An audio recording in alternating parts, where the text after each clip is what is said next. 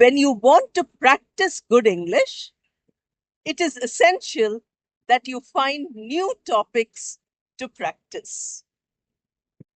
The more contexts and situations you find and speak about, your English improves that much.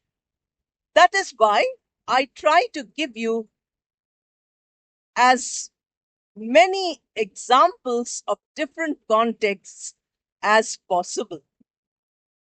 Now you can see that I'm sitting on the Puri beach.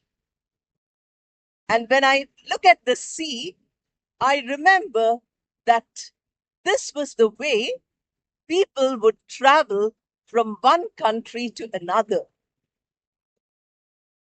At a time when there were no aircrafts, it was the seas and the oceans which helped people to travel.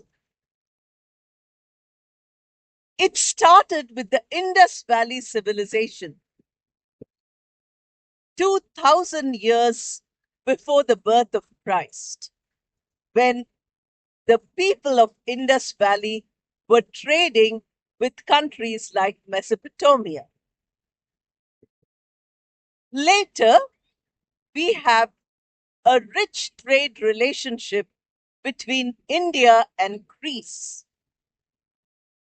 Sometimes the trade was for exchanging goods.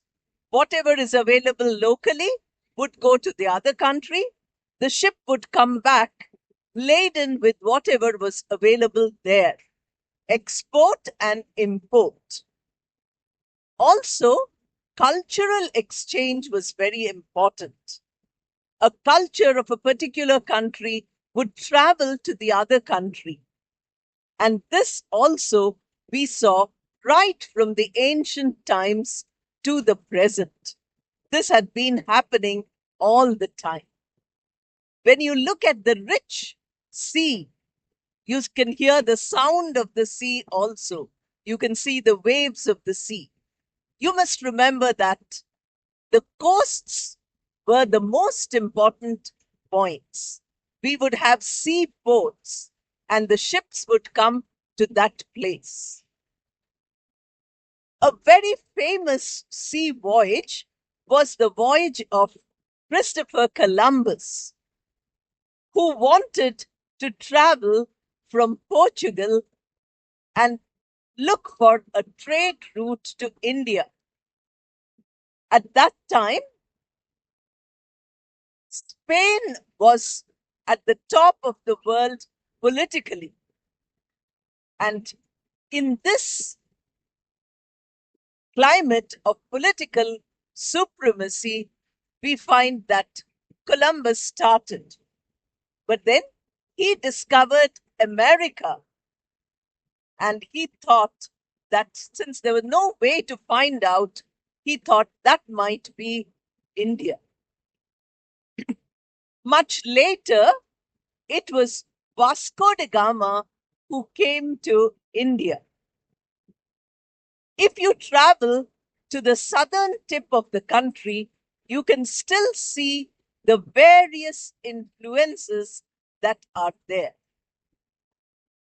You must also remember that the East India Company, which later became the rulers of India, came as traders.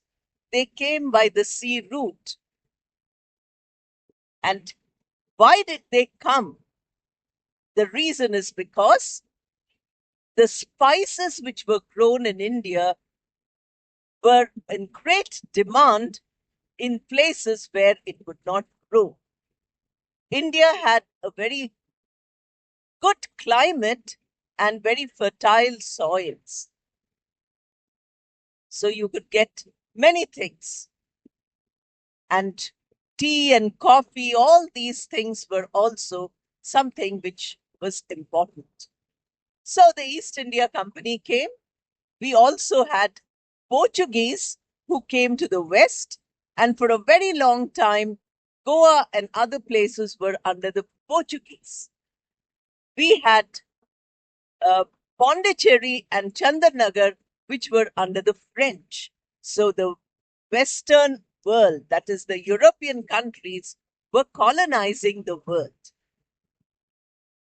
The trade which the East India Company carried out was only step number one. Later, we find that slowly they started ruling the country. They had come to the port city, and that was Kolkata, what was called as Calcutta earlier. Now, in Kolkata, they established their uh, trade, and slowly they took over the ruling of that place. They extended little by little to the other parts of India. We hear, you know, we had a nice story in our Hindi textbook where we are told that they had a small tent. So they would tell the kings in India that we will just put our tent. And the tent was so elastic that they put it in Kolkata and they extended it up to Delhi. Then they moved the capital to Delhi. They also had a winter capital in the Himalayas because for them, summer was very difficult. It was very hot for them. But we find that all these three, the Portuguese, the French, and the British, were in India for many years, almost 2 centuries. And then, of course, there was the independence struggle. We find that if we go back in our history, our own culture had a lot of trade with other Asian countries. The Chola dynasty, which was very famous, had trade links with all the Asian countries. Even today, when you go there, you find cultural influences of India. Many of these are still available. People from Odisha, where I'm sitting, the beach you can see here, the sea you can see behind me. Here, you will find that people from Odisha went to various places where the script is also, in appearance similar. I can't read either of the scripts, so I can't tell you whether they are really similar, but they look similar. The culture which, does namaste, that is similar. Then we remember that when Ashoka started following Buddhism, he sent his son and daughter to preach Buddhism. You can check how many of these Asian countries are still Buddhists. How did they travel? They traveled using the water of the sea. The sea water is something which is very precious because it gives us marine life, it gives us gems. A lot of pearls and gems are found here. You have beautiful underwater adventures.